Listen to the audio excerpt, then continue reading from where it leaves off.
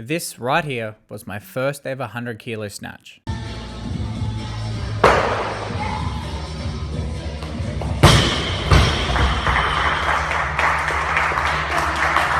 And this is a milestone, as obviously, as you can see with my lift, is rarely pretty, but it is a milestone. And for a lot of lifters, it is one that they chase either for years or their whole weightlifting career. And after not only snatching 100 kilos for myself, but also having helped countless athletes around the world crack 100 themselves, I've noticed all the patterns that show up before someone finally gets it. And it doesn't come down to not trying hard enough. There's just a few key pieces missing, and they're just overreaching trying to get to that milestone number. If you're someone searching for that first 100 kilo snatch, this is the checklist I'd run through first. Checkpoint number 1 is strength. Now, if we go to my performance calculator that I've created that you can access for free in the description, you can see to achieve a 100 kilo snatch, you roughly need around a 170 back squat and a 145, 140 front squat. Now, of course, there's always exceptions. Limb length, general efficiency, and technical skill can all go into this, which can make those numbers fluctuate. For instance, someone that is a tall drink of water, has long legs, long limbs, are likely to need less numbers than are projected here. Where someone with shorter limbs like myself, these numbers may be slightly inflated by the time you hit that 100 kilo snatch. But of course, if you're out there right now and your front squat's sitting at 105, 110, the reason you're not snatching 100 does not come down to skill at this point, it is strength. If your strength base isn't there, your technical lifts don't really have a ceiling to grow into at this point. You need to get your legs stronger.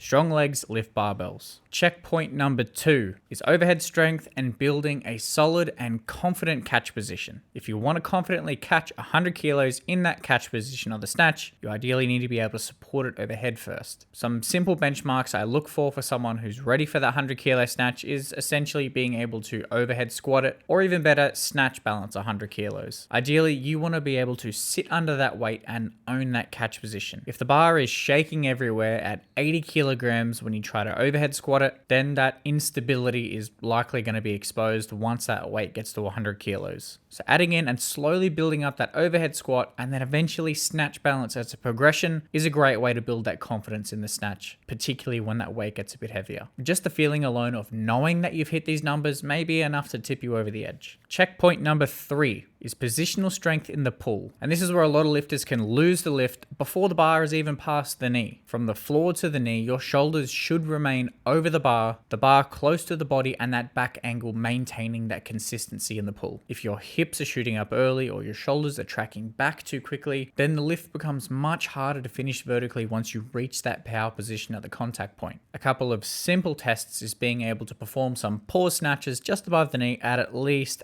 80% plus. This means that you have that strength in position at the knee and you're not losing it prior. And ideally with snatch pulls, you should have that strength surplus to be able to perform snatch pulls with that positional strength at least 110, 120%. Again, the lifter's anatomy does come into play with this, with the shorter limb lifters being able to have a little bit less here, and then with the longer limb lifters, them having that mechanical advantage at this point. So those numbers may be inflated somewhat in the pulls. And checkpoint number 4 is consistency. And this is an important one. I know for myself, I struggled with this before I was snatching 100. Most people do. Here's a simple snatch session you can go through to test this. Set the bar to 80 to 85% of your best snatch and set a 10-minute timer. And then you're gonna hit one snatch every minute for 10 minutes. 10 lifts total. The goal here is to make 10 out of 10 lifts over the 10 minutes. And the goal here isn't just to make the lifts over the 10 minutes, but you want each rep to be identical. If your technique changes every lift between 80 and 85%, then it's likely once 100 kilos is loaded, it becomes a bit of a coin flip,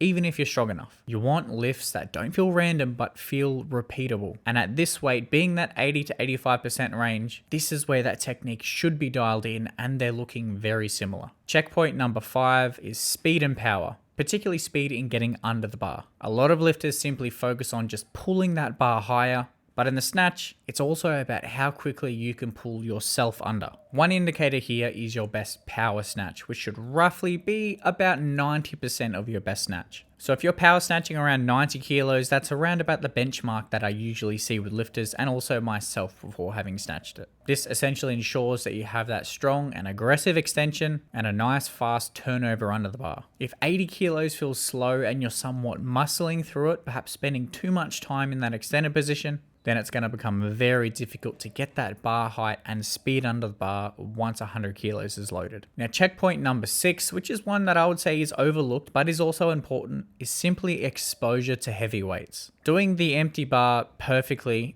isn't going to get you to a 100 kilo snatch. If the heaviest thing that you've snatched is 90 kilos, then I can imagine 100 kilos is going to feel extremely intimidating, even if you have the capacity to do it. Generally, when people have snatched 100 for the first time, they've hit 95 multiple times, and even perhaps already had a few attempts at 100 kilos. But at this point, it's almost a real thing once you have a feel for it, that it becomes more attainable. And lifting those heavier weights is a skill within itself. The way that you snatch 80 kilos and the way that you snatch 100 kilos certainly has a different feel to it. Of course, you want to execute with that same technique, but doing it with that heavier load, as I said, is a skill in its own right. And the final checkpoint is training structure. If you're someone that's constantly program hopping, maxing out randomly off program, and just jumping between different training approaches every few weeks, progress is ultimately going to stall. Most lifters who lift 100 kilos do it through a structured training block, clear progressions, where the load gradually increases, positions improve, and then that exposure to heavier weights come more consistent over time. So if you're chasing that mythical 100 kilo snatch, or perhaps a different milestone number and a different lift or a different weight, go through this checklist. Strength, overhead stability, positional strength, consistency at submaximal weights, speed under the bar,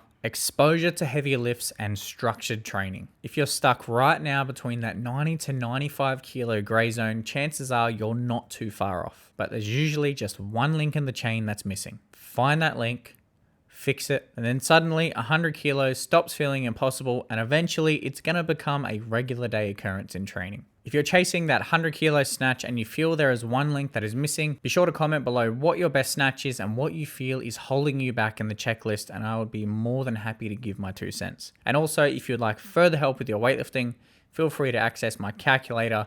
I have a free program below. And also, if you want to join my team or work with me personally, the links are in the description. Or if you want to go deeper into learning about weightlifting, I'll leave 2 videos up here that YouTube has suggested may help you further.